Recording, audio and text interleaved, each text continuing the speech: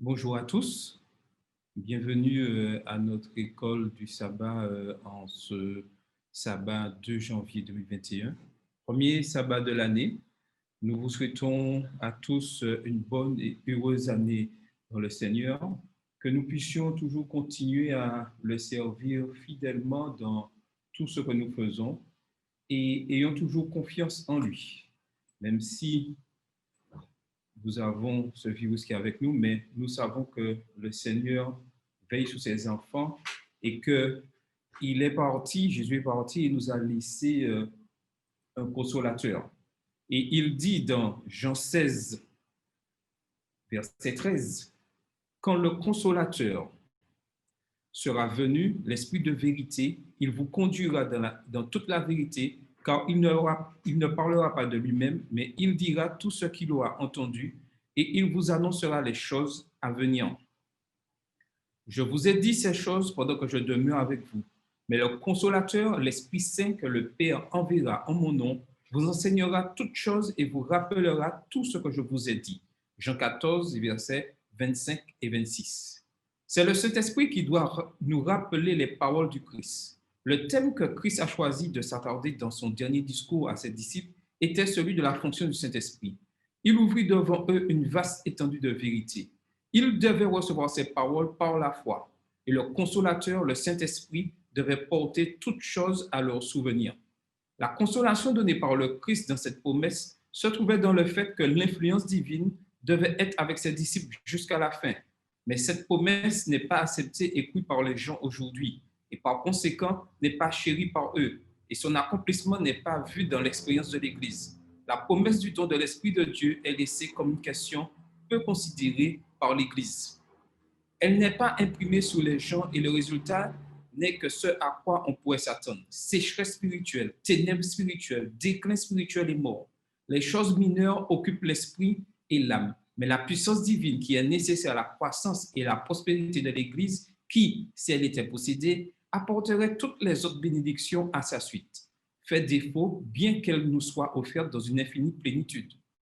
Tant que l'Église est satisfaite de petites choses, elle est disqualifiée pour recevoir les grandes choses de Dieu.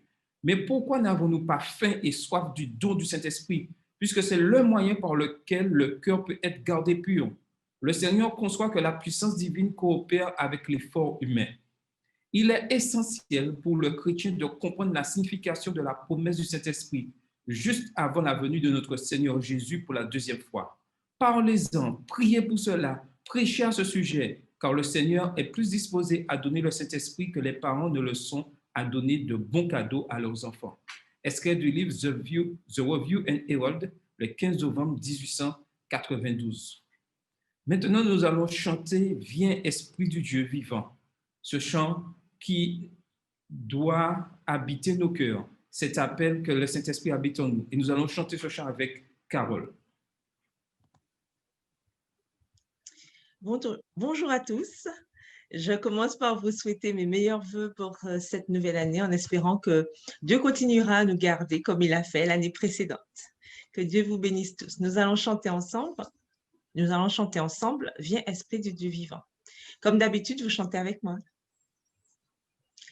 Viens, Esprit du Dieu vivant, sois le maître en moi. Viens, Esprit du Dieu vivant, sois le maître en moi. Sonde-moi, courbe-moi, brise-moi, façonne-moi. Viens, Esprit du Dieu vivant, viens et règne en moi. Merci. À tout à l'heure. Merci, Carole. Et nous allons incliner nos têtes et je ferai la première prière du programme. Donc, inclinons la tête pour la prière. Seigneur Dieu, nous voulons te remercier pour tout ce que tu as fait pour nous et que tu fais encore pour nous à chaque instant de notre existence. Tu nous as protégés au cours de cette année 2020 et nous savons tous les péripéties se sont déroulées au cours de cette année-là. Tu nous as gardés en vie. Tu as appelé certains membres de l'Église, certains d'entre nous au repos. Mais permets que ceux qui sont encore vivants, nous qui sommes encore vivants, nous puissions comprendre que tu reviens bientôt et que nous avons une mission. Nous pensons à tous ceux qui souffrent en ce moment, qui sont malades.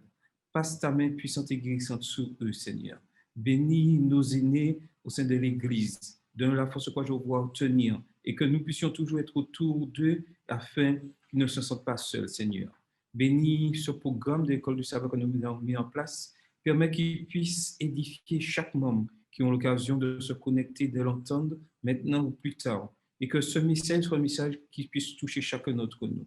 Bénis ton Église, spécialement l'Église d'Orel, que chaque monde puisse être rempli de ton Saint-Esprit et puisse accomplir cette mission d'annoncer que tu reviens bientôt, ce message des 3 anges. Merci pour tout cela pour nous. T'avons prié ton Fils et pour ta gloire. Amen. Maintenant, nous aurons la bienvenue avec Odile. Bonjour à tous. Bonjour. Bonjour Odile. Oui. Bonjour. Alors, je vous souhaite à tous une cordiale et chaleureuse bienvenue. Je profite pour vous souhaiter une bonne année, que Dieu vous fortifie et qu'il permette que vous restez attachés à lui plus que jamais. Que vous puissiez toujours garder la foi dans les bons comme dans les mauvais moments. Bienvenue à tous et encore bonne année en Jésus-Christ. Amen. Amen. Amen. Maintenant, nous allons passer au bulletin avec Carole. Alors, comme vous le savez, nous avons changé de trimestre et nous sommes ce trimestre dans la division eurasienne. Donc, ça comprend la Russie, la Biélorussie et toutes les régions d'alentour. Ce matin, notre bulletin a pour titre « Une polémique à propos d'une clé USB ». Donc, c'est l'histoire de Aliona Pirozok qui a 20 ans. Donc, elle devait retourner à l'université, nous dit l'histoire, à l'université adventiste de Zaoski, lorsque les lumières du bus où elle était, ainsi que le chauffage, brusquement, se sont arrêtés. C'était l'hiver, donc vous comprenez bien qu'il faisait froid. Et du coup, ils ont dû s'arrêter pour pouvoir trouver une solution. Et les autres élèves de son groupe de chant, eh bien, ils ressentaient la même chose. Ils étaient fatigués et ils ne savaient même pas si le bus pourrait être réparé. Ils avaient un voyage de 12 heures à faire de Minsk en Russie à la Biélorussie. Donc, vous comprenez bien que dans ces conditions météorologiques, ce n'était pas possible d'y aller sans chauffage, sans lumière, ce n'était pas possible. Et ils avaient déjà été dans le bus depuis 5 heures. Donc, ils ont décidé d'appeler le père d'Aliona, qui s'y connaissait en réparation de voitures et de bus, et ils lui ont demandé son aide. Donc, il leur a dit de s'arrêter à la première station service qui verrait et de l'attendre, qu'il les rejoindrait en voiture pour jeter un petit coup d'œil sur ce problème. Donc, il faut vous dire que les étudiants ont attendu 4 heures que le père arrive. Et une fois que le père est arrivé, il y a eu encore 2 heures à attendre le temps que le bus soit réparé. Et donc, pendant qu'ils étaient à la station-service, heureusement que l'employé qui était là, il était assez gentil, mais c'était un homme assez baraqué, musclé, il était haut. Donc, les étudiants d'abord étaient impressionnés. Et puis, ils ont vu que ce monsieur était gentil et il leur a proposé de la tisane pendant qu'ils attendaient la réparation du bus. Et en plus, ils avaient droit à la tisane en nombre illimité. Donc, ils n'avaient rien à régler. Et enfin, le bus a été réparé et le bus a pu partir. Donc, comme prévu, ils sont montés à bord et ils ont repris leur route vers la Biélorussie.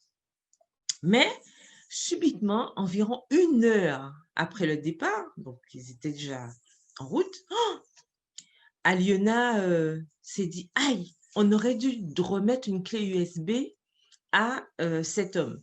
Sur cette fameuse clé USB, il y a le livre « La tragédie des siècles » d'Ellen White.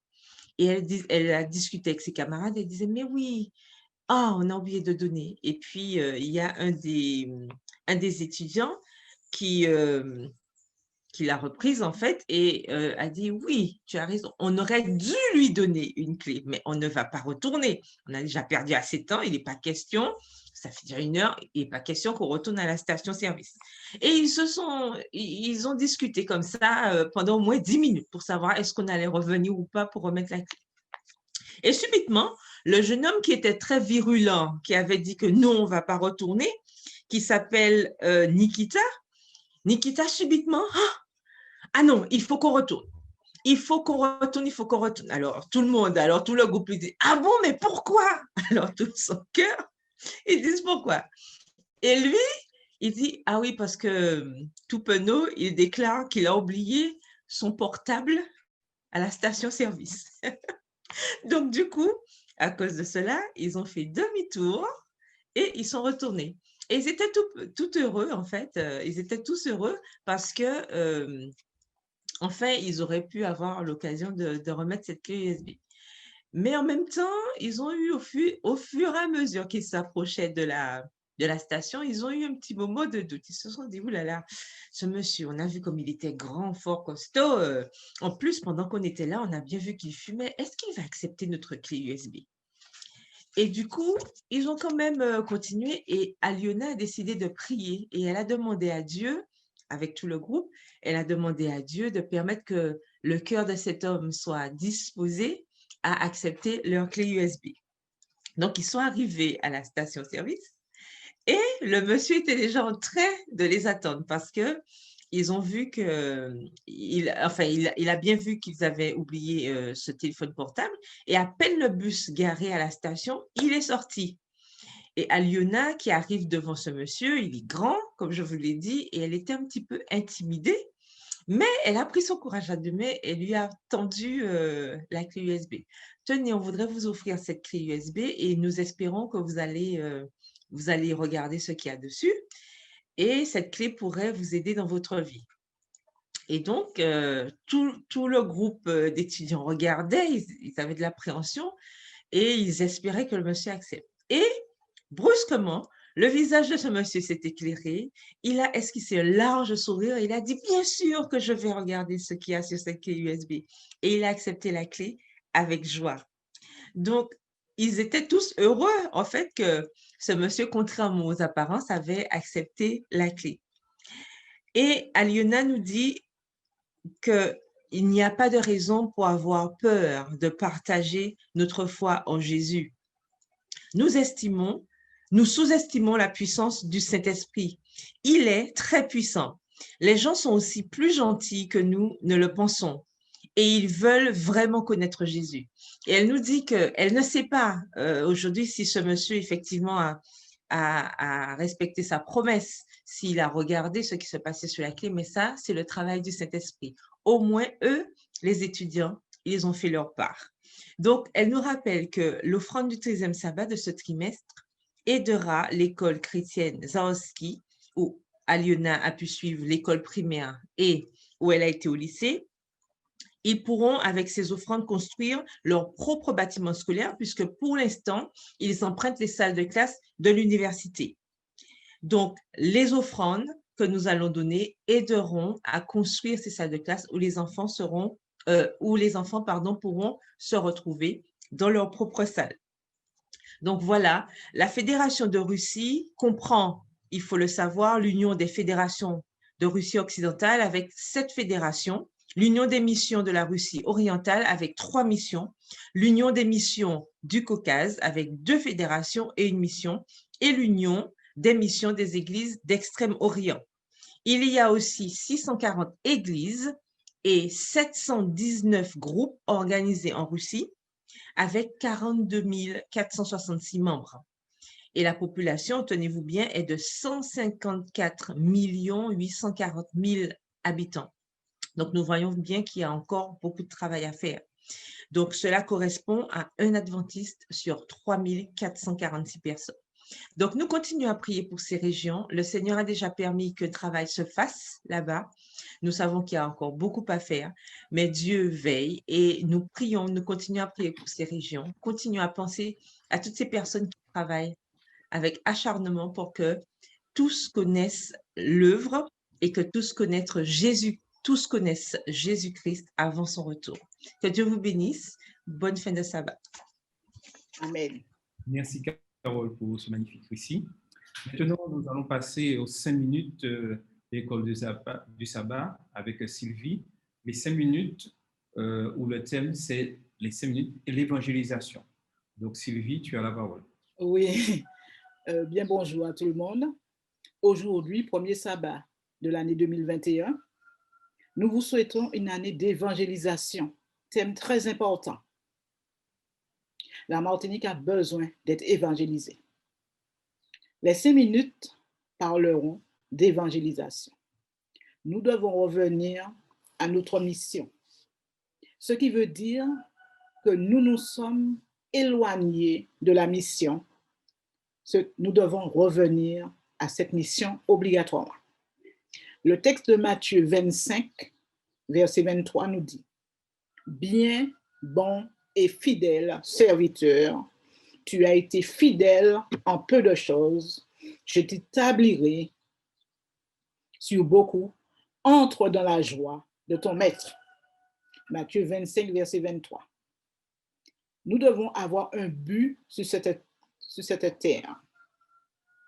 Et la meilleure des choses qui puissent arriver à la race humaine et qui nous aide à savoir où nous allons et comment nous devons nous comporter. Mais quand nous n'avons pas de but, nous marchons comme nous marchons dans le monde, comme les vagues de la mer. Dieu nous demande ce matin à nous recentrer. Donnons un sens à notre vie. Il y a des gens qui ont trouvé un sens à leur vie et ont aidé beaucoup d'autres à le trouver. Qu'il soit de même pour nous. Il est dit qu'un soir, Jésus rencontra ses disciples sur le mont de Galilée. Pourquoi? Il leur donna un cadeau, un mandat qui donne un sens à l'existence, qui donne un sens à notre existence. Allez, faites de toutes les nations des disciples. Baptisez-les au nom du Père, du Fils et du Saint-Esprit et enseignez-leur à observer tout ce que je vous ai prescrit. Et voici, je suis avec vous tous les jours jusqu'à la fin du monde. Matthieu 28, 19 à 20. Dieu nous donne un ordre ce matin. Pour cette année 2021, nous avons une mission. Nous devons nous lever pour pouvoir exécuter cette mission. Chacun de nous, nous sommes concernés. Jésus insista sur ces paroles-là. Allez. Nous devons insister sur ce verset afin qu'il reste dans notre esprit, dans nos cœurs, et que nous puissions passer à l'action. Ce verset nous rappelle la raison de notre Église. Nous sommes appelés en cette année 2021 à entrer dans cette mission, à annoncer l'Évangile, à annoncer la bonne nouvelle du salut. En travaillant, nous faisons quoi? Nous honorons la mémoire de Jésus. Jésus a tout payé pour nous. Nous avons un travail à faire. Mettons-nous au travail, chacun, d'après ses possibilités. Aujourd'hui, notre Église a perdu le sens de la mission. C'est dommage. Recentrons-nous. Certaines églises sont là uniquement pour des programmes de divertissement au lieu de sauver des âmes, des personnes qui meurent sans espoir. Recentrons-nous, frères et sœurs. C'est urgent. Tous les jours, des hommes meurent, sans espoir, sans Dieu. Il est temps de revenir à nos anciennes voies. Prêcher l'évangile éternel. Visitons les gens, distribuons des imprimés, aidons-les dans leurs besoins. Éprouvons de la compassion et invitons-les à suivre Jésus le Maître. Reprenons la mission de prêcher l'évangile. Jésus est venu dans ce monde mourir afin de nous sauver. Rappelons-nous que Dieu nous connaît avant même notre existence et qu'il a un plan pour chacun de nous. Tout ce que nous avons à faire est de remettre notre vie au Père et d'accomplir sa mission. C'est la raison d'être de l'Église adventiste du 7e jour. Prêcher et prêcher encore. Et c'est ce qui donne un sens à notre Église. Amener le pécheur au Christ pour le transformer et faire de cette personne un candidat pour le royaume céleste. À la fin de votre mission, si vous avez accompli cette mission fidèlement, il y a un cadeau qui vous attend. Vous entendrez, bien, bon et fidèle serviteur, tu as été fidèle en peu de choses, je t'établirai sur beaucoup, entre dans la joie de ton maître. Matthieu 25, verset 23. Que Dieu nous aide, que Dieu nous bénisse. Amen. Amen. Merci Sylvie pour ce thème sur l'évangélisation et que nous puissions toujours être fidèles à cette mission car le Seigneur nous a promis quelque chose. Mais pour obtenir cette chose, il faut être fidèle à sa parole. Maintenant, nous allons passer au moment important de notre école du sabbat, c'est-à-dire la leçon. Nous attaquons un nouveau trimestre, donc une nouvelle étude. Et ce mois-ci, nous serons dans le livre d'Ésaïe.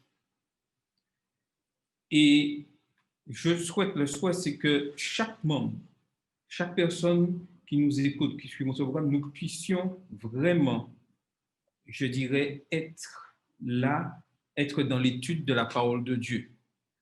Et le thème de la leçon de cette semaine se tournait en disant que lorsque le peuple de Dieu l'oublie et prend ses bénédictions pour acquises, il lui rappelle qu'il doit rendre compte de son alliance avec lui. Heureusement, il rappelle à ses enfants leurs conditions, les met en garde contre les conséquences destructrices de l'abandon de sa protection et les exhorte à lui permettre de les guérir et de les purifier.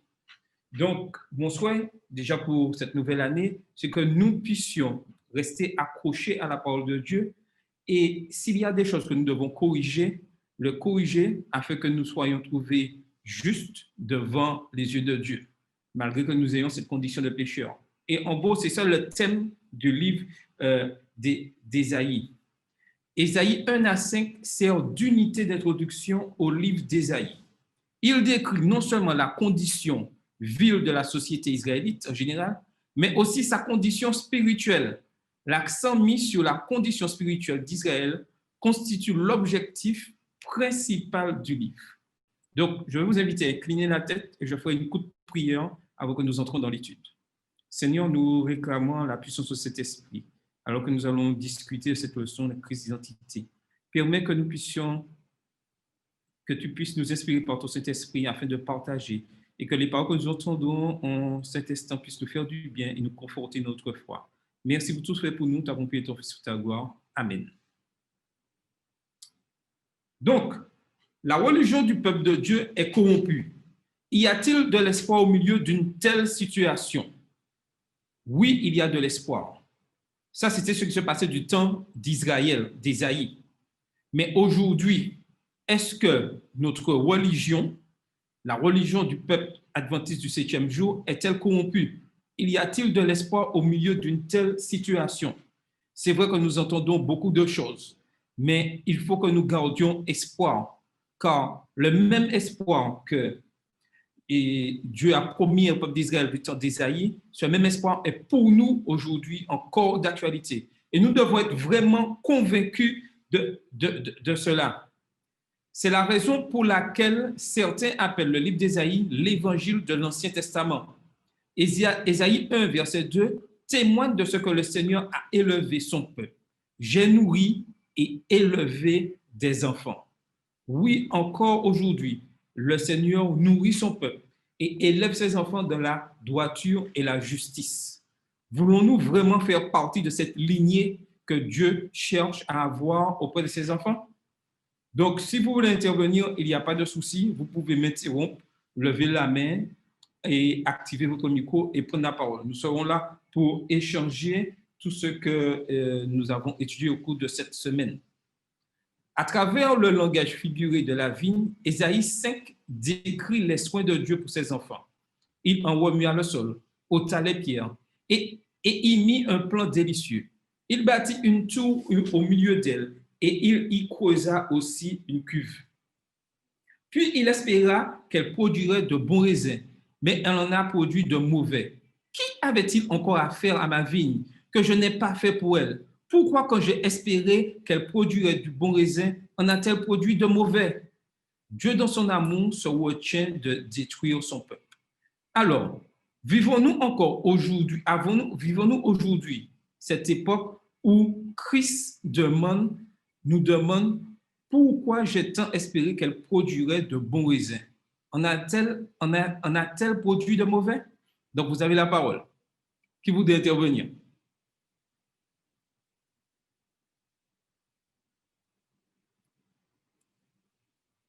Alors, qui voudrait intervenir?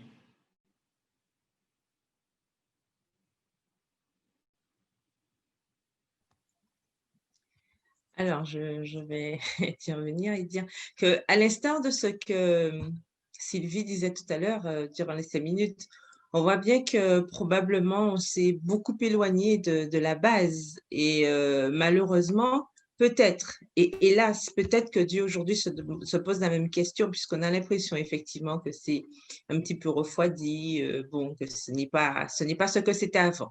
Pour nous qui sommes là depuis longtemps à l'Église, on a bien vu l'évolution par rapport à ce qu'on a connu, l'effervescence, la manière dont on apprenait les choses et qu'on appliquait justement ce que nous apprenions.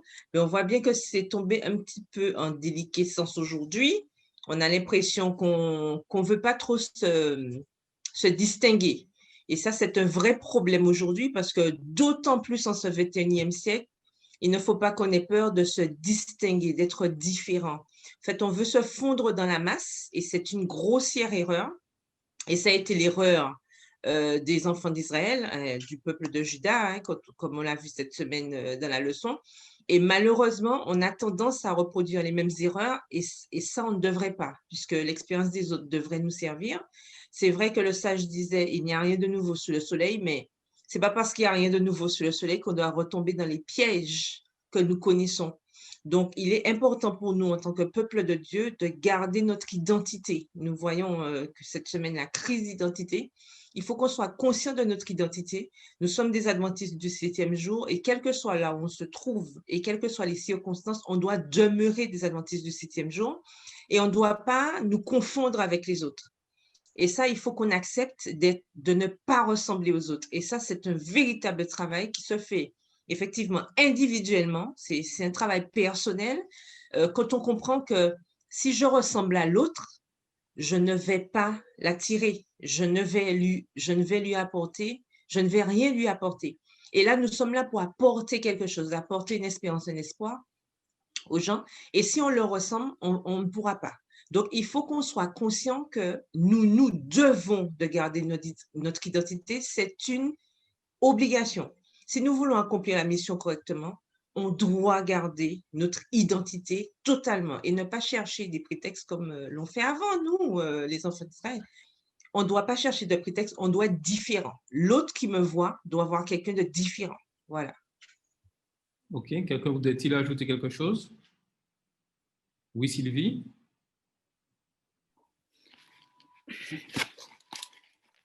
En ce moment, je me trouve devant deux personnes très importantes de la Martinique. On est dans un débat, la leçon tombe très bien. La personne appelle le mal bien et le bien mal. J'explique à la personne mon point de vue.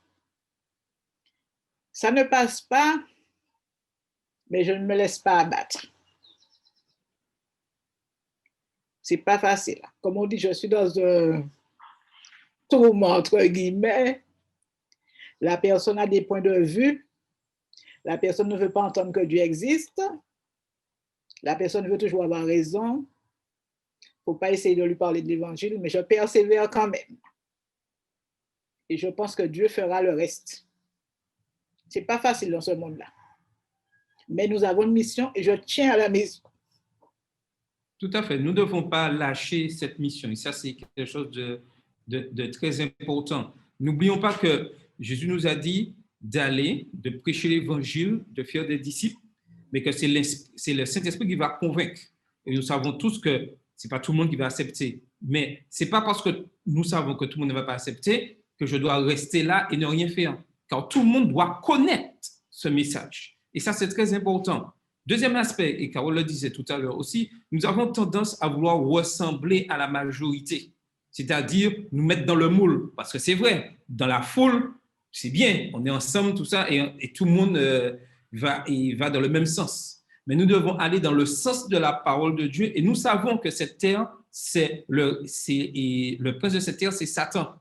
Et lui, il a des adeptes, et il fait tout pour mettre tout le monde hors de la parole de Dieu. Et nous devons tout faire d'aller dans le bon sens. Et en tant qu'Église adventiste du 7e jour, il est important que nous puissions rester sur nos principes. Ce n'est pas parce que la majorité va dans ce sens-là que nous, en tant qu'Église, nous devons aller dans ce sens-là. Et ceci dans tous les domaines, dans le domaine de la musique, dans le domaine de la prédication. Ce n'est pas parce que nous entendons de grands prédicateurs parler, convaincre d'une manière, qui utilisent des manières très subtiles de l'ennemi, que nous, en tant qu'Église adventiste du 7e jour, nous devons utiliser ces choses pour amener ces gens à Dieu. L'ennemi sait que lorsque nous utilisons ces mauvaises choses, les gens ne viennent pas à Dieu, les gens viennent par plaisir, par sensation. Et nous aimons, l'être humain aime le sensationnel et nous allons vers le sensationnel. Mais la parole de Dieu, elle ne va pas vers le sensationnel, elle va vers la vérité. Et nous devons rester dans cette vérité, quoi qu'il arrive. Ça ne sera pas facile, mais nous devons y être. Et des principes comme le divorce, le remariage, le mariage, l'étude de la parole de Dieu sont remis en cause constamment pour le plaisir, je dirais, charnel de l'homme. Et ça, nous devons faire très attention dans tout ce que nous faisons. Et je continue dans la perspective pour mettre les conditions de ce qui se passait au niveau, en ce temps-là, dans le peuple d'Israël. À travers le prophète Osée, un contemporain d'Ésaïe, Dieu décrit l'angoisse et le trouble intérieur qu'il ressent face à l'état de détresse de son peuple. Que ferais-je de toi, Ephraïm? Et on peut dire aujourd'hui, que ferais-je de toi, Église adventiste du 7e jour? Dois-je te livrer, Israël? Te traiterai-je comme Adma? Te rendrai-je semblable à Séboïm? Mon cœur s'agite au-dedans de moi. Toutes mes compassions sont émues. Osée 11, verset 8. Dieu fera un autre effort pour ramener son peuple à lui. Son message ne manque pas de rappeler à Israël sa condition pécheresse. Ainsi, il continue notamment à les appeler à revenir à lui. Pour cette raison, Dieu dit, car l'Éternel parle. Ésaïe 1, verset 2. Dans ce contexte, 3 thèmes principaux sont explorés dans l'étude de cette semaine. Premièrement, la déclaration, l'Éternel parle. Deuxièmement, le thème de la nation pécheresse. Et troisièmement, l'invitation. Venez et plaidons si vous avez de la bonne volonté. Ésaïe 1, versets 18 et 19. Oui, l'Éternel parle.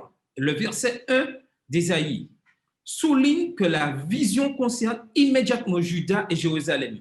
Mais en utilisant l'expression « cieux, écoutez »,« terre, prête l'oreille », Ésaïe 1, verset 2, Ésaïe suggère que le message s'adresse à un public plus large. Et pour nous, aujourd'hui, qui sommes au XXIe siècle, ce message doit toucher nos cœurs. Et comme Carole disait tout à l'heure, il n'y a rien de nouveau. Ce que le peuple d'Israël a vécu dans ce temps-là, nous le vivons aujourd'hui. Et aujourd'hui, le Seigneur parle et nous lance cet appel, nous lance ce message. Que fais-tu dans ma vigne?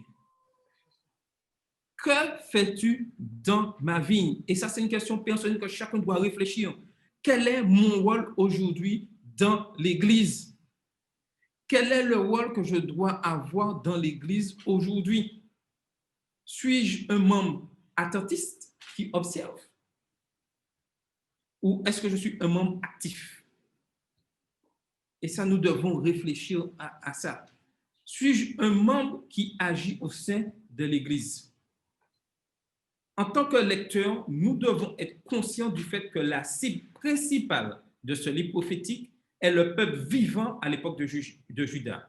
En même temps, nous devons également être conscients de l'idée que la portée du message d'Ésaïe s'étend bien au-delà de l'époque et du lieu où il a été écrit et du public auquel il était destiné à l'origine. Souvent, Ésaïe utilise des expressions telles que « l'Éternel parle » ou d'autres expressions analogues. Les prophéties du livre d'Ésaïe sont pertinentes car il s'agit des messages. L'Éternel a parlé et aujourd'hui, l'Éternel parle encore. Ce point est mis en évidence dès le premier chapitre du livre, sous différentes formes. L'Éternel parle, Ésaïe 1, verset 2, écoute la parole de l'Éternel, Ésaïe 1, verset 10, dit l'Éternel, Ésaïe 1, verset 18, la bouche de l'Éternel a parlé, Ésaïe 1, verset 20, et ce que dit le Seigneur, l'Éternel des armées, Ésaïe 1, verset 24. L'auteur veut être clair sur le fait que les visions viennent de l'Éternel. En d'autres termes, la vision existe parce que Dieu l'a révélée. Comment Dieu est-il présenté dans le livre? Le thème du message est l'Éternel. Alors, comment voyez-vous aujourd'hui les choses? Est-ce que l'Éternel continue à parler à son peuple? Vous avez la parole.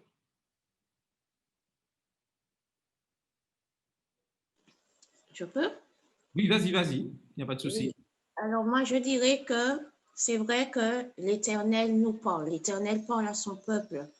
L'Éternel nous demande tout simplement de nous humilier, de revenir à lui. Parce qu'avant d'aller dans la vigne, nous devons nous demander quelle est ma relation avec Dieu.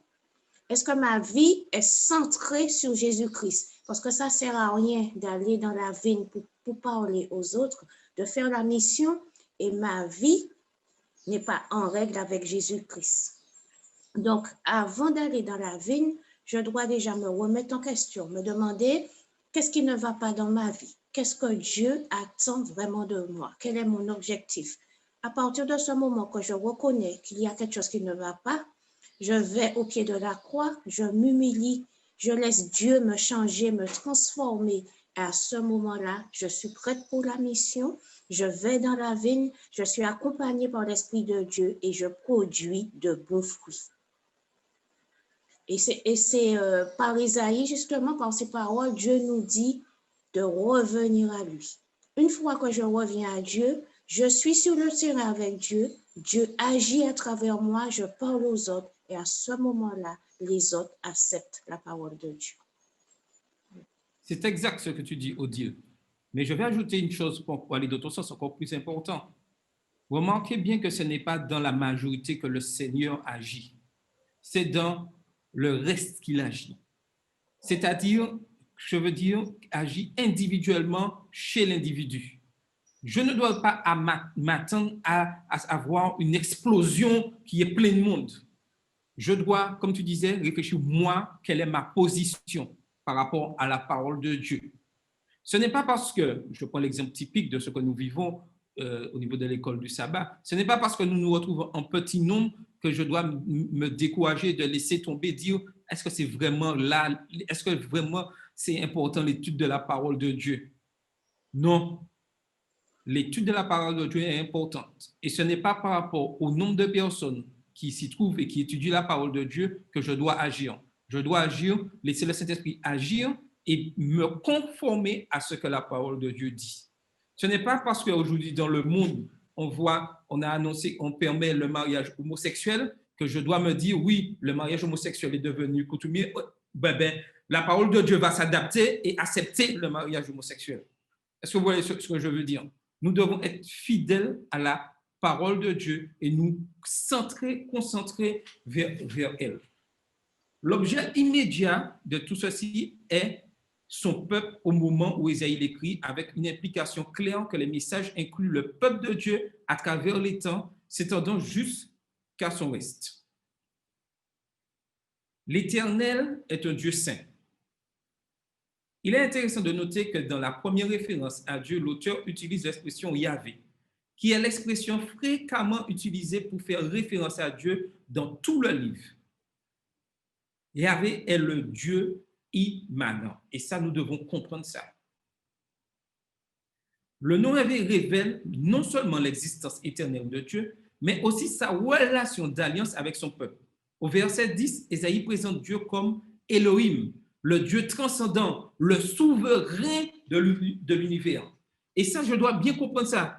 Dieu est le souverain de l'univers. C'est lui qui régit toutes choses. C'est lui qui dirige toutes choses. Parfois, Ésaïe utilise la combinaison le Seigneur l'Éternel, Ésaïe 61, verset 1. Une autre référence singulière à Dieu dans ce chapitre est le Saint d'Israël, Ésaïe 1, verset 4. Un titre caractéristique de l'écriture d'Ésaïe qui apparaît 25 fois. La nation pécheresse. Le livre d'Ésaïe est explicite concernant la situation du peuple de Dieu à cette époque. Ésaïe rappelle les soins d'amour du Seigneur en faveur de son peuple. J'ai nourri et élevé des enfants. Ésaïe 1, verset 2. Et malheureusement, nous vivons la même chose encore aujourd'hui. Le Seigneur nous nourrit. En tant qu'Église adventiste, nous sommes le peuple du livre. Mais combien lisent les livres? Combien prennent le temps d'étudier la parole? Et je vais changer la question. Combien de temps je passe à l'étude de la parole de Dieu? Combien de temps je consacre à connaître la volonté de Dieu pour ce monde, pour moi aujourd'hui? Et la question capitale, est-ce que dans toutes les décisions que j'ai l'occasion de prendre, est-ce que je consulte Dieu pour chaque action, pour chaque décision? Et ça, c'est très important de prendre le temps de mettre Dieu au centre de notre vie. Cependant, comme nous, aujourd'hui, en tant qu'Église adventiste du 7e jour, Judas oublie l'amour fidèle de Dieu en ce qu'ils se sont révoltés, et c'est Dieu qui dit ça, ils se sont révoltés contre moi. Combien de fois nous nous sommes révoltés contre Dieu? Combien de fois nous avons voulu mettre de côté sa parole? Et il frappe constamment pour nous rappeler les choses. Mais des fois, nous nous éloignons de sa parole. Comment l'expérience du péché est-elle exprimée dans cette section? Il existe plusieurs termes hébreux qui sont liés au thème du péché. Cette étude passe brièvement en revue les principaux mots du péché dans le premier chapitre. Ésaïe 1, verset 2 utilise l'expression hébraïque « passa » pour décrire un acte de péché. Cette expression est traduite par « se sont révoltés ». Donc, je donne la parole à Carole qui veut intervenir, il n'y a pas de souci. Donc, vous pouvez intervenir à n'importe quel moment, vous levez la main, vous pouvez m'interrompre, il n'y a pas de problème. Oui, Carole. Oui, justement, par rapport à cette immanence de Dieu qu'on vient de voir, on sait que l'immanence, c'est en fait le fait que Dieu soit lui-même, c'est-à-dire qu'on n'a pas créé, Dieu est, et voilà, il est le maître de tout. Mais il y a une erreur aussi que peut-être que certains commettent, c'est de croire que parce que le mal règne dans ce monde, que c'est Satan qui a la propriété de ce monde. Il faut peut-être se rappeler que c'est Dieu qui est le propriétaire.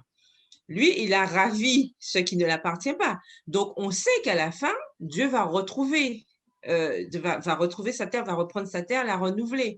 Donc, il ne faut pas qu'on se laisse piéger, même si nous entendons par-ci, par-là des choses qui semblent correctes, mais qui ne sont pas correctes. Nous savons très bien, à la lumière de la parole de Dieu, ce qui est le bien, ce qui est le mal. Il nous a donné le discernement.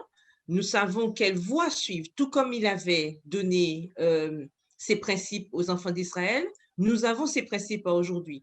Si nous voulons demeurer dans sa voie, et il le disait si justement, on l'a vu dans Ésaïe 1er cette semaine, que c'est un reste. Heureusement, il y a ce reste qui va demeurer. Donc, nous devons justement toujours nous rappeler que la priorité, c'est de mettre Dieu à la première place. Et nous rappeler que malgré les illusions que donne le mal pour faire croire que c'est lui qui domine quoi que ce soit, il ne domine rien du tout. Il est une créature tout comme nous. Donc, on ne doit pas se laisser piéger et croire que que le mal va perdurer ou que, rappelons-nous que de toute façon, notre Dieu a déjà gagné le combat et que toute l'astuce pour nous, c'est de rester dans le camp des gagnants. Et si nous laissons Dieu agir dans notre vie comme il le devrait, et si nous gardons à l'esprit qui est-ce qui est maître, le grand maître, c'est Dieu. Si on garde ça à l'esprit, il n'y a pas de raison pour que nous ne puissions pas justement toujours aller de sanctification en sanctification et permettre à Dieu de faire ce travail en nous pour que nous lui restions fidèles et que nous portions de bons fruits, des fruits efficaces pour faire avancer son œuvre et justement être là lorsqu'il reviendra et profiter de cette promesse qu'il nous a faite. OK. Quelqu'un voudrait-il ajouter quelque chose avant que je puisse continuer? Tout est clair? Je peux? Oui, vas-y, il n'y a pas de souci. Donc, je voudrais dire, Dieu, il reste le même et il le restera toujours. Il ne faut pas oublier aussi que l'homme sans Dieu reste aussi le même.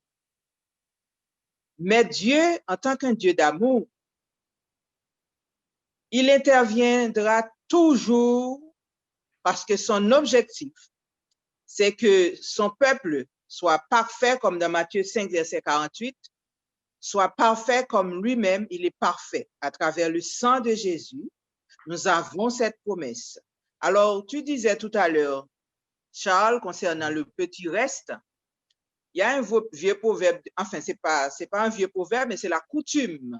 La coutume de chez moi, quand on fait un repas, on te dit toujours, c'est dans le fond du canari, hein, qu'on trouve le succès du repas. Donc, si nous avons peur d'être différents dans ce monde, nous ne pouvons pas représenter le peuple de Dieu. Il faut que nous prenions conscience que nous sommes un peuple différent.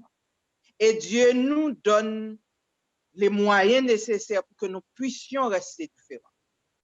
Si nous demandons à Dieu la puissance de son Saint-Esprit, nous pouvons atteindre cet objectif grâce au Christ dans notre vie.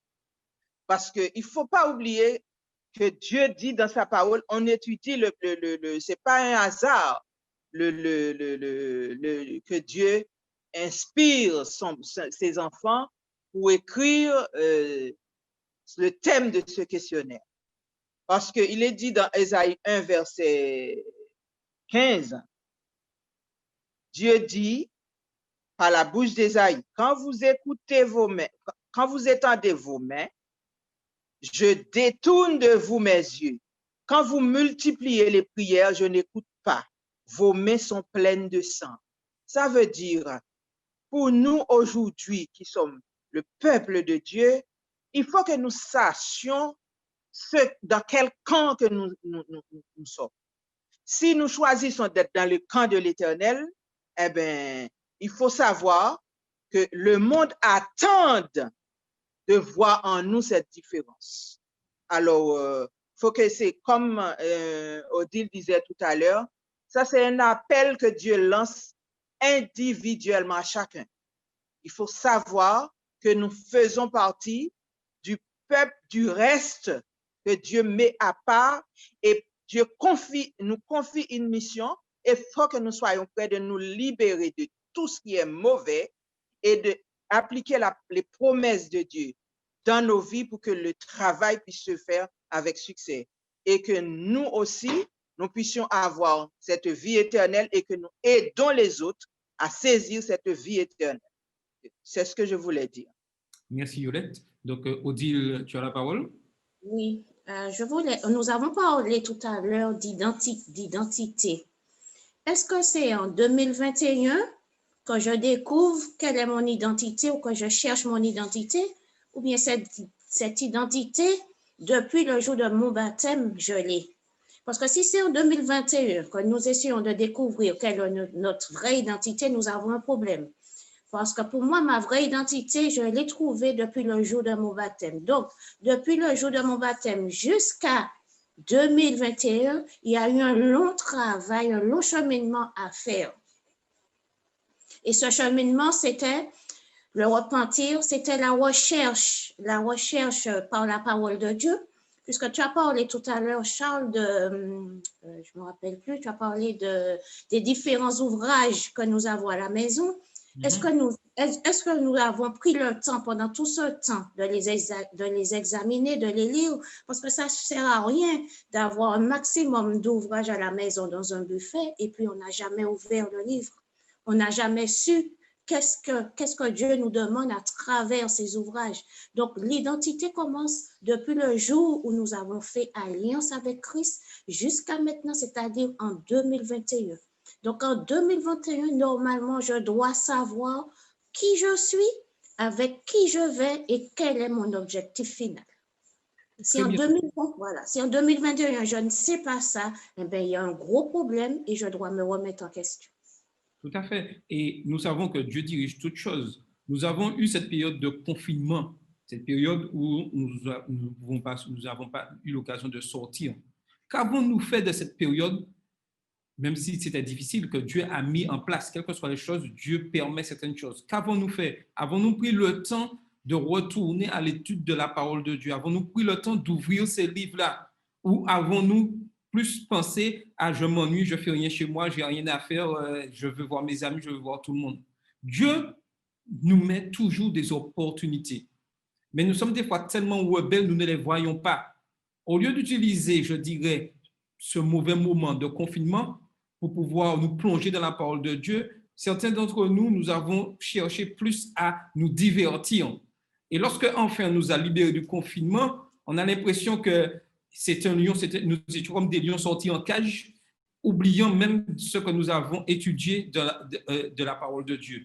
Et il est important que nous puissions retourner aux sources. Et j'ajouterais en d'autres termes, Passa décrit une relation brisée. Même si la plupart du temps, Passa est traduit par un acte de rébellion, cet acte est considéré comme un comportement criminel dans la Bible hébraïque. Un autre mot pour désigner le péché est ata, Ésaïe 1, verset 4, qui, s'il est associé au mot peuple, peut être traduit par nation pécheresse, comme c'est le cas ici dans la version 8 secondes. En tant que peuple, Église adventiste du 7e jour, comment Dieu nous considère aujourd'hui? Sommes-nous une nation pécheresse ou une nation qui accomplit la mission de Dieu? Qu'en pensez-vous?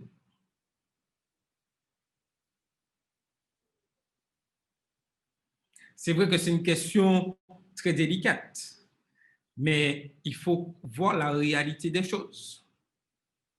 Mais rappelons-nous que Dieu dirige toutes choses et que malgré que le peuple se soit rebellé, le Seigneur a toujours gardé son amour pour son peuple. Donc, il est important que chacun de nous puissions retourner à l'origine des choses et corriger ce qui ne va pas. Et j'ouvre une parenthèse. Nous aimons souvent utiliser que Dieu est amour. Dieu aime ses enfants. C'est vrai, c'est bien vrai. Mais Dieu aussi condamne le péché. Est-ce que je peux dire, et je reviens à nouveau sur le thème de l'homosexualité, certes, j'aime les êtres humains qui sont homosexuels. Certes, j'aime les humains qui commettent des vols, mais je condamne leurs actions. L'amour condamne ce qui ne va pas. Mais aujourd'hui, nous voulons un amour qui ne condamne rien du tout et excuse tout. Mais Dieu n'est pas comme ça. Dieu demande à chacun d'entre nous de se détourner de leur péché et de revenir à lui. Sinon, nous serons obligés de connaître l'exil. Et des fois, l'exil fait très mal. Et nous devons vraiment fixer les yeux sur Dieu. Je continue. Dans ce cas, le mot est utilisé comme verbe. Et la signification de base est manquer la cible, être en faute, offensé par le comportement, commettre un péché et être coupable. Tout ceci est tiré du livre que vous voyez là et par l'auteur William L. Holiday. Judas est dans une relation pécheresse parce qu'elle a échoué dans la relation d'alliance avec le Seigneur. Elle a commis des fautes. Elle a offensé le Seigneur, de sorte que ses citoyens sont coupables devant le Seigneur. L'expression en parallèle à la nation pécheresse, qui est la première phrase d'Ésaïe 1, verset 4, est traduite par un peuple chargé d'iniquité. Et j'insiste sur ça aujourd'hui. Nous devons bien réfléchir de ne pas être un peuple chargé d'iniquité, c'est-à-dire un peuple qui met de côté les principes bibliques juste pour faire plaisir à la majorité. Juste pour faire plaisir. Et ça, c'est le travail de l'ennemi. Une nation, et oui, je disais, un peuple chargé d'iniquité, c'est un peuple qui oublie la parole de Dieu et qui laisse ses sentiments prendre le dessus sur la parole de Dieu. La parole de Dieu a dit un homme et une femme pour le mariage. Qu'est-ce que la société essaye de faire? Et ça, c'est très important. Le mot hébreu traduit par iniquité est aoun. Ce nom décrit une activité qui est malhonnête ou erronée. Un délit qui pourrait être conscient ou intentionnel. Dans les décisions que nous prenons dans notre vie de tous les jours, il est important de savoir si je ne suis pas sur un terrain de malhonnêteté et un terrain où je dirais je suis loin de ce que Dieu demande. Et c'est là le problème de la crise d'identité. Aujourd'hui, on ne sait plus faire la différence entre l'adventiste du 7e jour et un chrétien. Et même aujourd'hui, certains adventistes souhaitent utiliser que le mot « je suis chrétien », « je suis Christ ». Mais suivre Christ, c'est quoi? Et nous devons réfléchir à cela. Donc, j'aimerais avoir votre avis sur ce qu'il vient de dire et si quelqu'un a ajouté quelque chose pour compléter. Alors, je voudrais dire que Ésaïe 8, verset 20 nous dit « À la loi et au témoignage, si l'on ne parle pas ainsi, il n'y aura point de roi pour le peuple. » Donc, il faut savoir que Dieu est amour, mais Dieu nous appelle à ne pas soutirer le péché. Donc, nous devons aimer le pécheur, c'est vrai, mais s'il fait quelque chose de mal, s'il est sur une mauvaise voie, nous devons aussi le lui dire.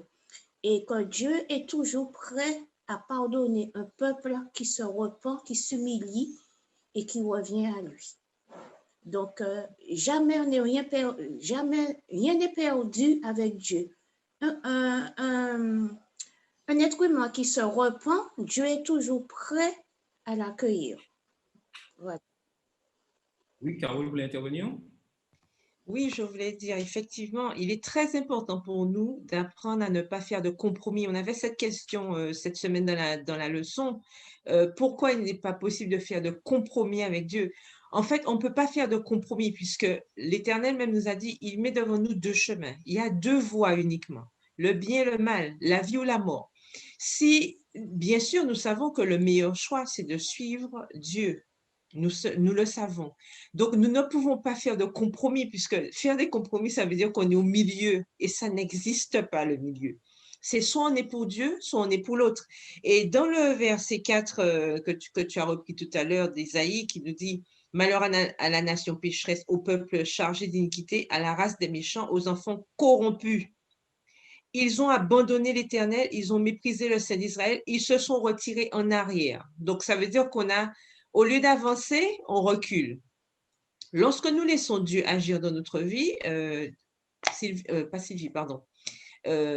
Odile le disait tout à l'heure, que depuis que nous avons accepté Christ, nous avons fait un cheminement. Il y a eu de la progression.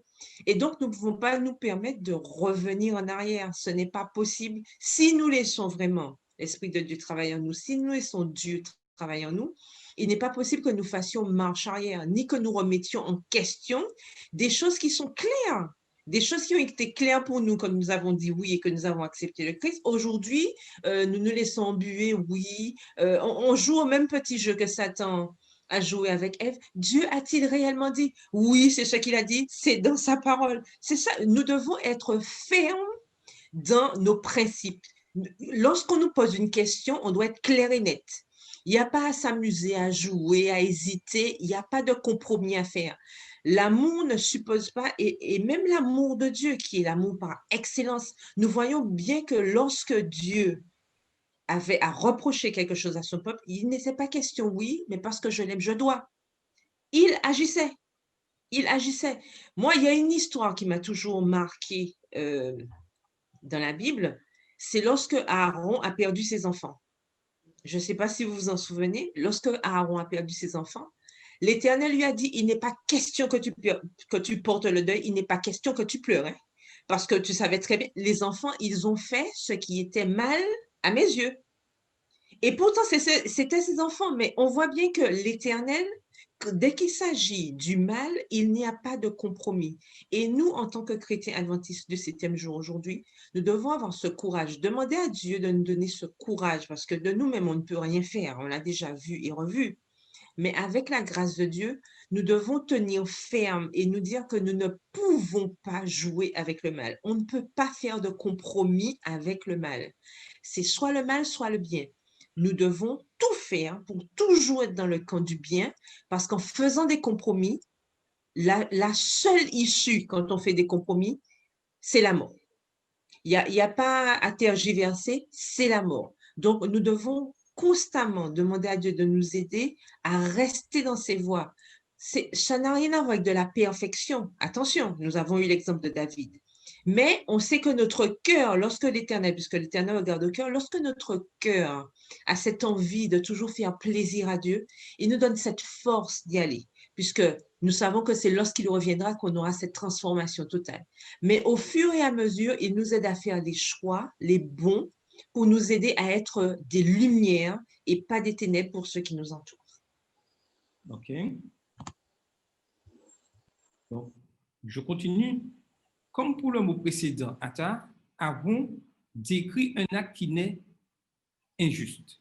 La deuxième partie d'Isaïe 1, verset 4 décrit la condition des enfants d'Israël. Ils ne font que se corrompre. Ce sont des enfants corrompus. La cause peut être trouvée dans les lignes suivantes. Ils ont abandonné l'Éternel. Ils se sont retirés en arrière. Le péché est décrit ici comme l'acte d'abandon de l'Éternel. Et il entraîne la rébellion, le mauvais comportement, les actes répréhensibles et la culpabilité. Ésaïe 1, verset 3 utilise une description étonnante pour synthétiser ce dernier point en relation avec le peuple de Dieu à cette époque. Un bœuf connaît son possesseur et l'âne la crèche de son maître. Mais Israël n'a point de connaissance, mon peuple n'a point d'intelligence. Et ces mots sortis de la bouche de Dieu, je dirais, sont vraiment pertinents et va droit au but. Aujourd'hui, l'Éternel nous dit la même chose en tant qu'adventistes du 7e jour. Nous sommes dépourvus de connaissances et nous n'avons point d'intelligence parce que nous nous sommes éloignés de ce que Dieu demande, parce que nous voulons ressembler à ce que les autres font. Et aujourd'hui, il faut le reconnaître. En tant qu'église adventiste du 7e jour, quelle différence y a-t-il au niveau musique avec les autres églises chrétiennes? Quelle différence y a-t-il aussi au niveau de la prédication? Nous voulons parler que d'amour, le Christ est amour, c'est vrai. Mais le Christ aussi, c'est un Dieu de justice qui a annoncé la fin de ce monde. Et aujourd'hui, beaucoup de chrétiens prêchent l'amour du Christ par Christ. Oui, et que Dieu est amour, pardonne tout, mais refusent de prêcher que Christ revient et que ce monde sera jugé. Et c'est ça que Dieu nous demande. Oui, Odile. Ajouter que c'est vrai que le peuple d'Israël s'est vraiment éloigné de Dieu. Aujourd'hui encore, le peuple de Dieu s'éloigne aussi de son Dieu. Mais il y a aussi une chose que nous devons savoir. Les dirigeants que Dieu met pour diriger le peuple, eux aussi doivent donner aussi l'exemple. Leur vie aussi doit être cachée en Jésus-Christ. Le plus souvent, pour pouvoir dénoncer le mal, on ne le fait pas. Pourquoi? Parce que l'autre connaît aussi. L'autre sait aussi parfaitement que lui aussi, il n'est pas en relation avec son Dieu, mais l'autre aussi connaît nos affaires. Il sait aussi que toi aussi, tu ne peux pas me reprendre parce que ta vie n'est pas cachée en Jésus-Christ. Donc, nous devons faire attention. Notre vie doit être cachée en Jésus-Christ. Nous devons être irréprochables pour que lorsque nous allons vers l'autre, que l'autre voit que devant lui, il y a quelqu'un d'exemplaire. Tout à fait. Oui, Carole, vous voulez intervenir? Alors oui, tout à fait. C'est juste, bon, la leçon de la semaine prochaine va parler justement des dirigeants, donc on a l'occasion de revenir dessus. Mais c'est vrai ce que tu dis, lorsque nous parlons de la part de Dieu, nous devons être exemplaires. C'est vrai, je suis d'accord à 100%, mais aussi, la personne à qui je parle doit aussi faire attention à ne pas se dire, oui, mais l'autre me dit ça, mais regarde comment elle est. C'est ça le problème aussi, c'est ce côté individuel qu'on doit adopter. Lorsqu'on me fait une remarque, je dois aussi entendre la remarque qu'on me fait. Si la remarque, elle est juste, elle est conforme à ce que Dieu demande, elle est correcte, je ne dois pas me dire, oui, mais est-elle fait ci, est-elle fait ça, machin, parce qu'on est venu me voir pour me dire qu'il y a un problème. Ah oui, mais est-elle, on lui a rien dit, nanana. C'est pas ça l'objectif. Puisqu'après, de toute façon, le salut, il reste individuel, il ne faut pas oublier. Donc, cette manie de toujours regarder l'autre avant de regarder à moi, ce n'est pas une bonne chose non plus. Si je sais que ce qu'on me reproche, ce qu'on m'a reproché est correct, il n'y a pas de raison de chercher des excuses pour dire oui, mais elle a fait la même chose, mais l'autre, il avait dit ça, on ne lui a rien dit. Ce n'est pas ça l'objectif. L'objectif, c'est de se demander, est-ce que ce qu'on m'a dit, c'est correct? Si c'est correct, je demande pardon s'il le faut, je demande à Dieu de me pardonner, etc. C'est comme ça qu'on doit agir, puisque si on a besoin que Dieu nous pardonne de quelque chose, il faut déjà qu'on puisse se repentir. Mais si on est toujours en train de regarder à droite, à gauche, ben, on sera toujours limité dans notre progression. Puisque si je m'attends à ce que tout le monde, et tout à l'heure, Charles l'a mentionné, je crois, si on s'attend à ce que le gros groupe fasse, mais on ne fera jamais. Il faut que ce soit aussi un travail personnel. Je me rends compte que effectivement j'ai fait une erreur à tel endroit. Ben voilà, je me corrige, ok, afin que mon témoignage puisse correspondre à ce que je professe et qu'on arrête de chercher des prétextes. Oui, X, Y, Z, c'est pas ça. Ce que moi je fais, qu'est-ce que moi je fais, qu'est-ce que moi j'ai fait et comment je peux corriger ce que j'ai fait. Ça aussi, c'est important de recadrer les choses aussi pour nous, afin de ne pas nous fourvoyer et se dire oui, mais les autres font, donc je peux faire. Non, c'est pas ça. Qu'est-ce que je fais? Est-ce que ce que je fais correspond à ce que Dieu me demande? Ça aussi, c'est important. Très important. Donc, je continue. La situation d'Israël est critique, même en termes de raisonnement logique. Le peuple a perdu toute sa logique. Et des fois, aujourd'hui, nous avons l'impression que nous, Adventistes du 7e jour, nous avons perdu certaines logiques. Cependant, le Seigneur tente à nouveau de courir après ses enfants. C'est la base de sa déclaration. Venez et plaidons, au verset 18 d'Ésaïe 1. Venez, si vous avez de la bonne volonté. Toutes les dispositions furent données à Israël pour devenir une nation glorieuse. Cependant, elle n'est plus comparable qu'à Sodome et Gomorrhe. Ésaïe 1, verset 10. Mais le Seigneur peut opérer le miracle nécessaire pour les réhabiliter. Il promet, je porterai ma main sur toi, je fondrai tes scories comme avec de la potasse et j'enlèverai toutes tes parcelles de plomb. Ésaïe 1, verset 25.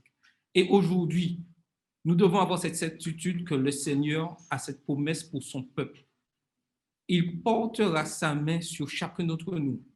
Il fondra nos scories comme avec de la potasse et il enlèvera toutes les parcelles de plomb.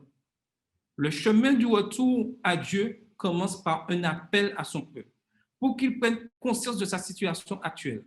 Tout d'abord, leur vie est corrompue par le péché. Le Seigneur déclare, la tête entière est malade et tout le cœur est souffrant, de la plante du pied jusqu'à la tête. Rien n'est en bon état. Ésaïe 1, les versets 5 et 6. L'autre grand problème est la fausse religion. Le ritualisme a remplacé le véritable culte. Et malheureusement, nous vivons ça aujourd'hui. Le ritualisme a remplacé le véritable culte. Le véritable culte est l'étude de la parole de Dieu. Le véritable culte, ce n'est pas le sensationnisme, c'est l'étude de la parole de Dieu. Mais aujourd'hui, qu'est-ce qu'on entend? Je viens à l'église pour me sentir bien.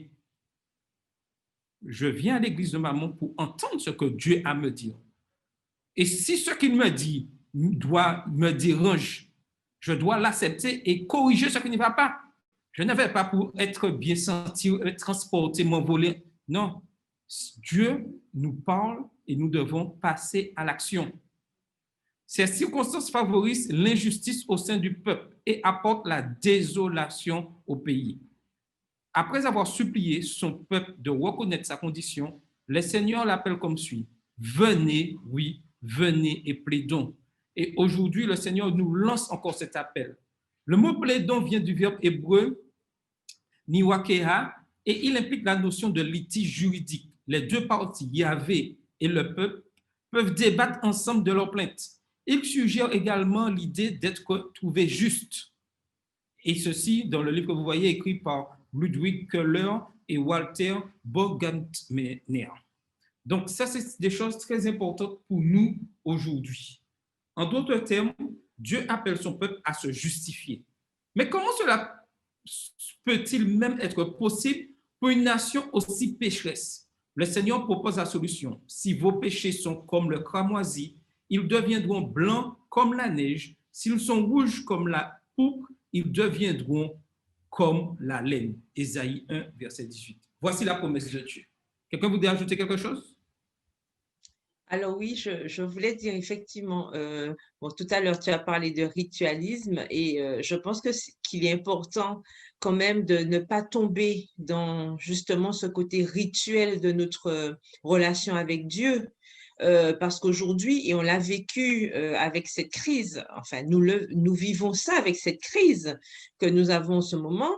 On voit bien que des fois, la crise sanitaire a refroidi la foi, voilà, certaines, parce que l'église était fermée, alors voilà, on a lâché la main de Dieu, parce qu'on n'a plus ceci, à l'école du sabbat n'est plus à l'église, donc voilà, on n'assiste pas à l'école du sabbat, ou enfin, voilà, ou c'est sur Zoom, ou c'est par Internet, etc. En fait, ça c'est du ritualisme, c'est-à-dire que voilà un exemple de ritualisme criant. L'église est fermée, donc ma relation avec Dieu est fermée aussi.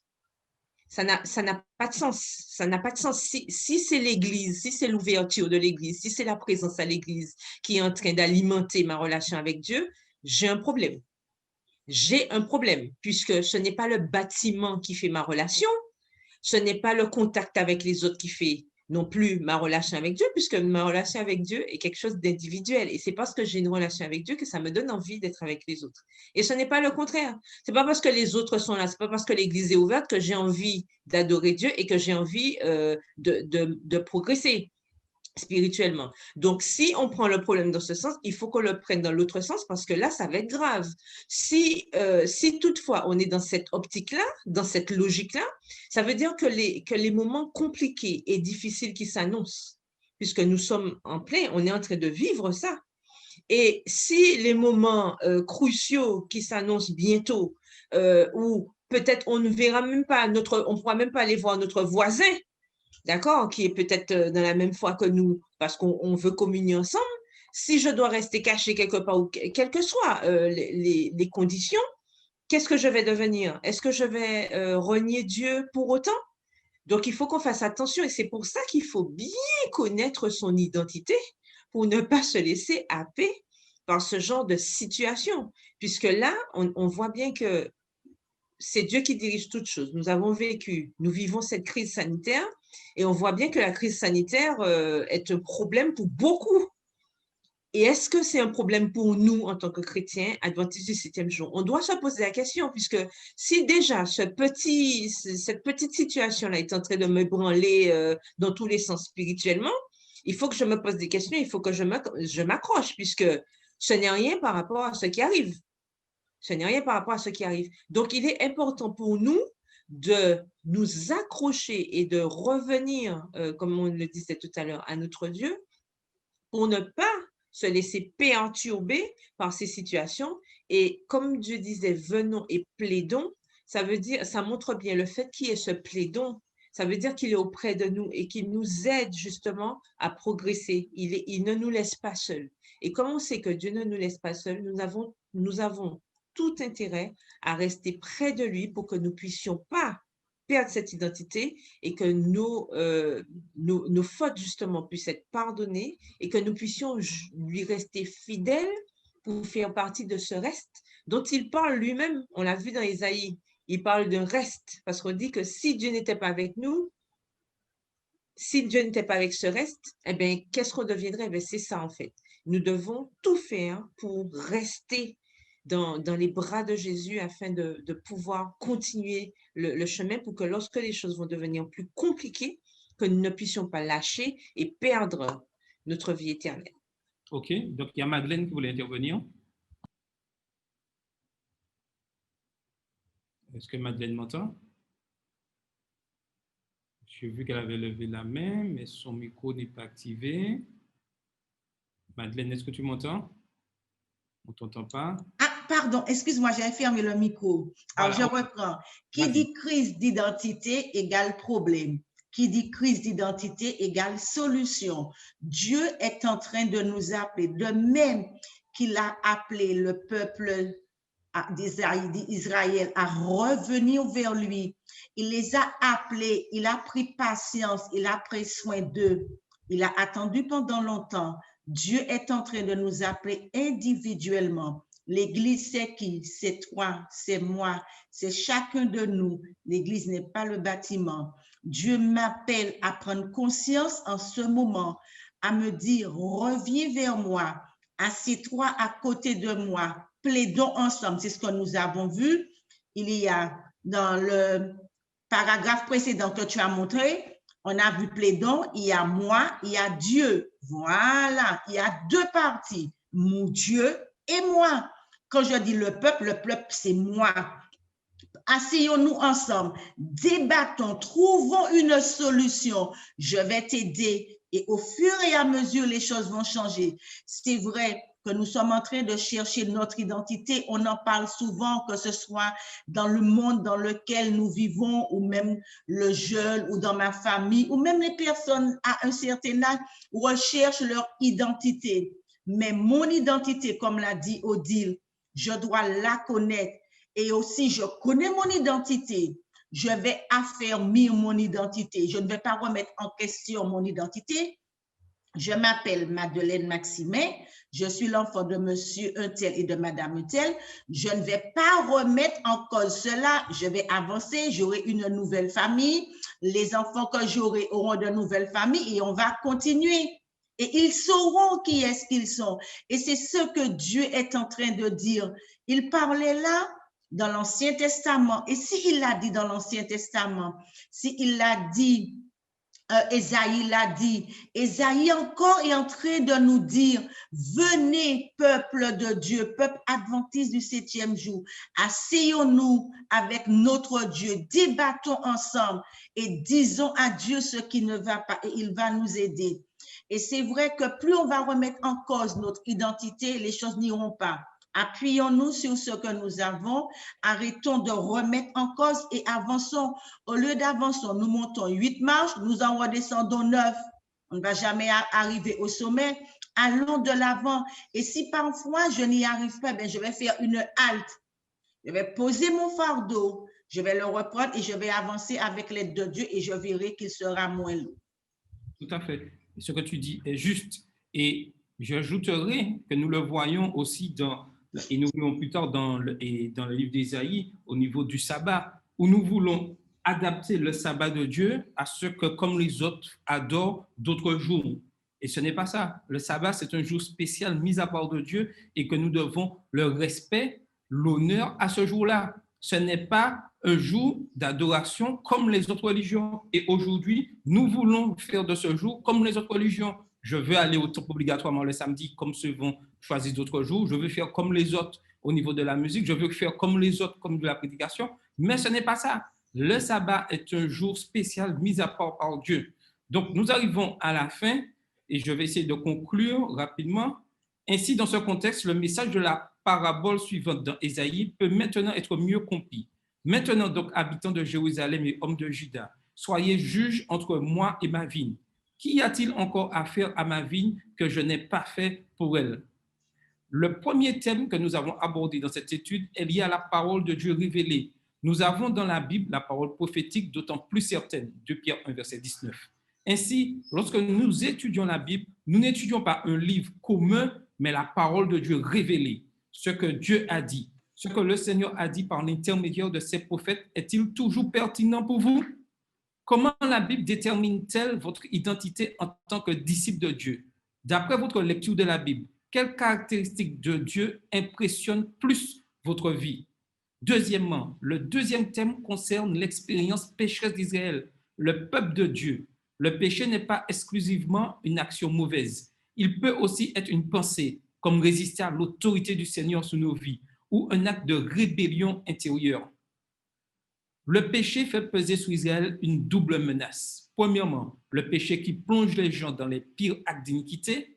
Deuxièmement, le péché qui pousse les gens à une expérience religieuse formelle qui manque de grâce salvatrice. Ainsi, leur religion est une religion du spectacle ou des apparences, qui ne sont vivantes qu'à l'extérieur, mais mortes à l'intérieur. Comment pouvons-nous reconnaître que notre expérience religieuse tombe dans le formalisme? Et ça, c'est une question de réflexion personnelle que nous devons constamment avoir en tête dans tout ce que nous vivons. Et malheureusement, aujourd'hui, le spectacle, les apparences touchent plus que la véritable adoration.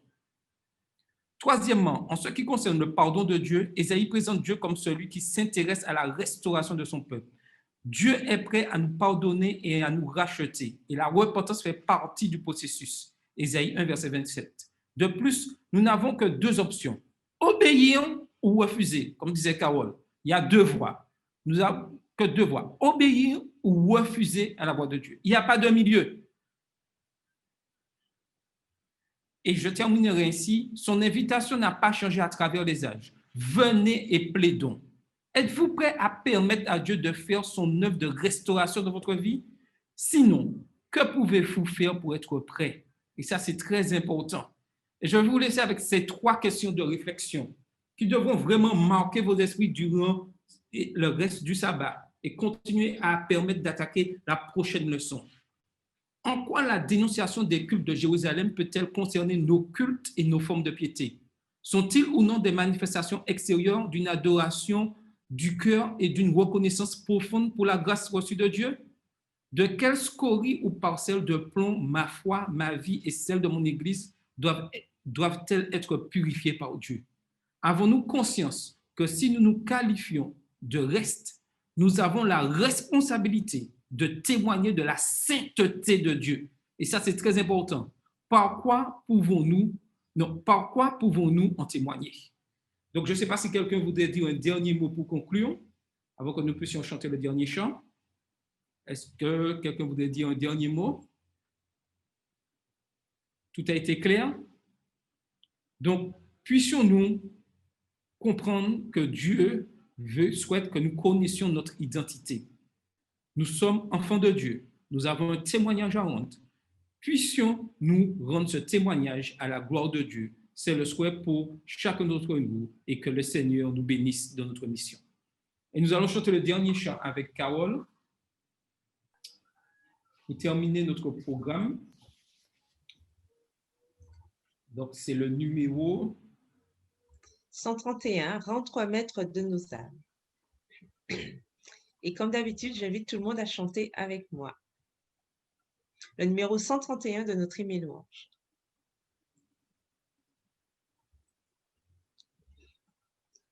On y va. Rends-toi maître de nos âmes, Esprit Saint, Esprit d'amour, viens de ta divine flamme, nous embraser en ce jour. Oh, viens, Esprit de Dieu, fais-nous sentir ta présence, revêt-nous de ta puissance et baptise-nous de feu. Esprit de Dieu, baptise-nous de feu.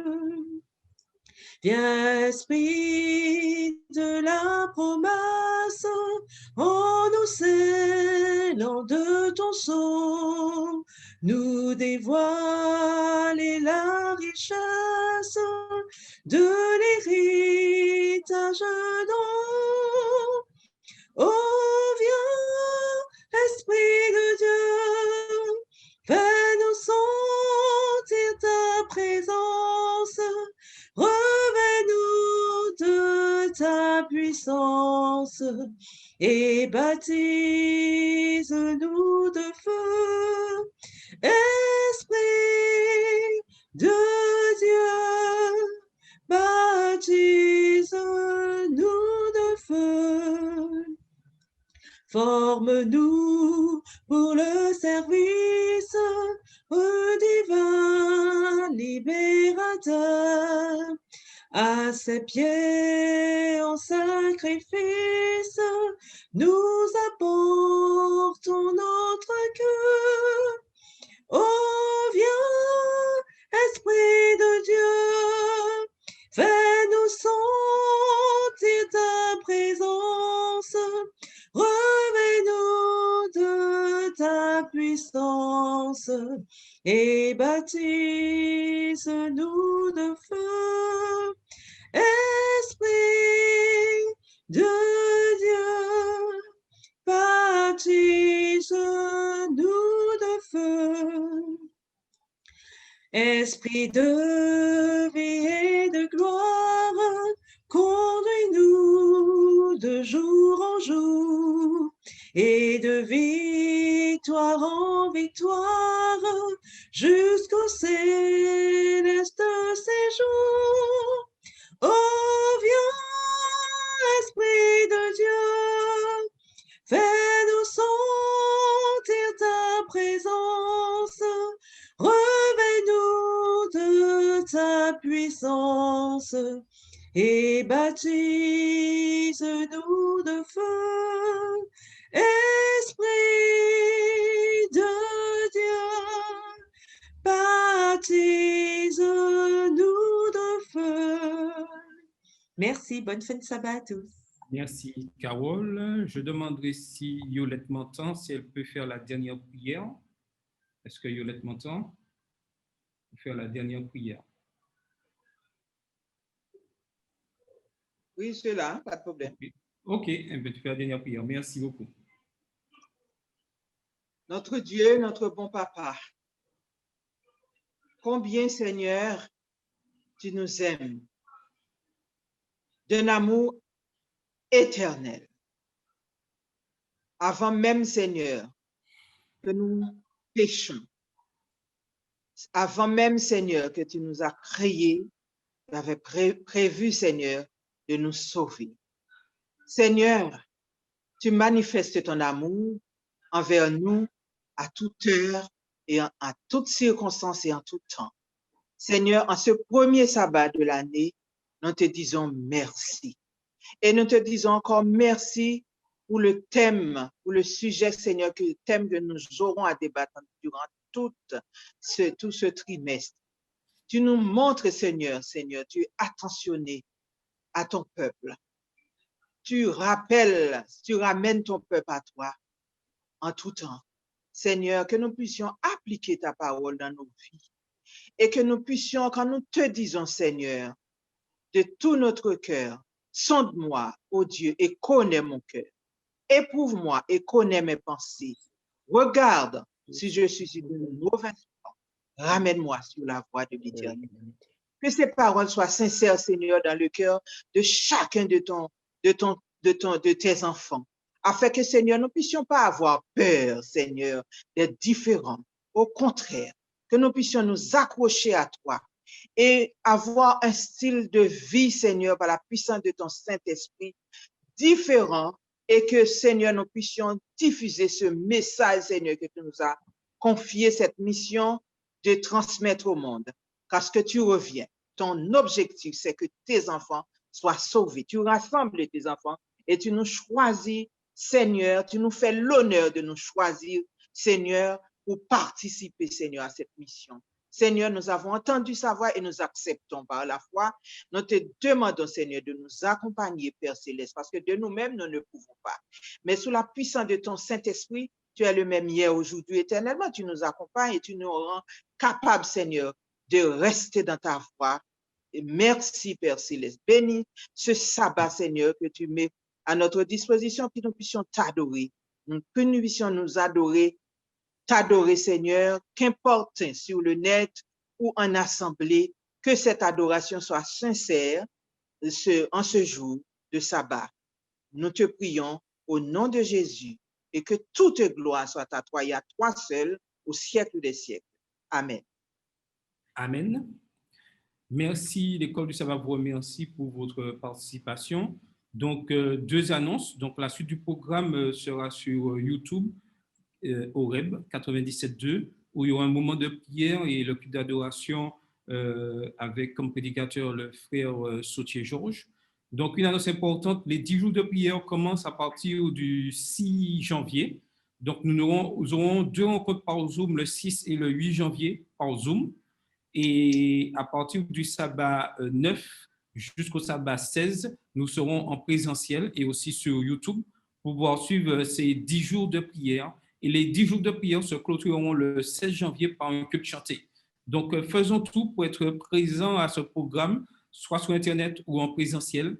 Nous avons cette possibilité. Nous aurons 10 jours de prière pour nous consacrer encore plus à l'étude de la parole de Dieu, à découvrir ce que Dieu a pour nous par la prière. Et continuons toujours à étudier cette leçon École du Sabbat très importante. Et nous verrons la semaine prochaine l'importance des dirigeants, ce que Dieu demande aux dirigeants et comment certains dirigeants se sont détournés de sa parole. Que nous puissions étudier fidèlement la parole de Dieu. Et l'École du Sabbat vous donne rendez-vous sabbat prochain à partir de 8h30 sur Zoom.